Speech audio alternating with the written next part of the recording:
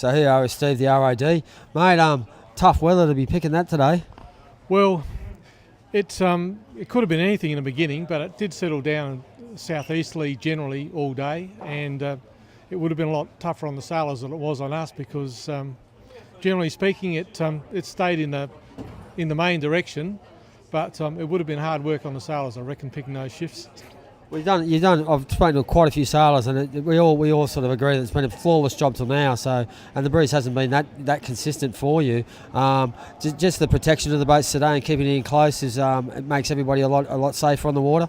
Yeah, no, it was good to be in close today, and the wind actually did peak up around 22 knots at times. So it was quite testing for them, but it's nice to keep it in, and any spectators can have a look at the racing, and we're lucky in here to be able to set it that way. We've got it. You obviously got a good bunch of guys on the boat. You get that course out pretty quick, and it's pretty true. I don't see too many. We really haven't had any course changes. It's a credit to you.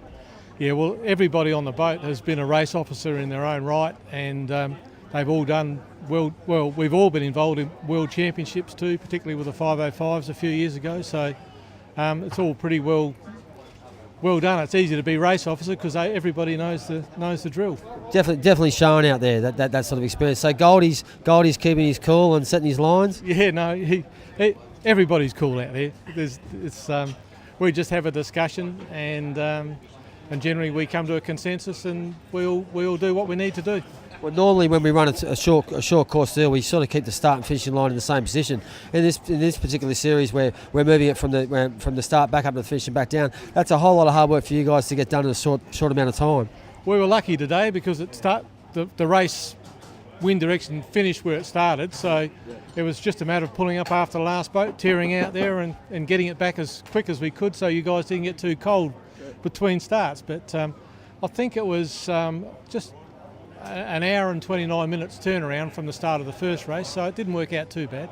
Yeah, no, you certainly. I'm pretty keen on getting those races out of the way quick, and I'm more than happy with what you're doing out there. You shifted the finish today on the second race back into the shore close. That made it really tight for the sailing. Yeah, no, it did. The really only main shift that we had in the two races came just on the last rounding to go down the run back out there again. But it happened a little bit too late to get it so we could shift the bottom mark. But it worked out well actually, shifting the top mark and just making it because it was a nice close race, and it made it a really good beat to the finish, and everyone had to work to get across the line. It was good. I would have to say that the way you've run the racing and the way the race has been run, that personifies exactly how close it is in those top 2 or 3 positions. You're certainly not giving the guys too much. I know when I look at the line every time I look upwind, I'm trying to work it out. I know Peter V stands close to the boat. Is it worthwhile getting close to that boat and having a listen to you blokes? Well, you've just got to look at the cycles in the wind on days like this, because it varies from end to end anyway. So we can only pick the mean, and it's worked out okay so far. Mate, thanks very much for your time, Punk, and I'm sure we'll catch up before the end of the series. Okay, thanks a lot. Cheers, mate.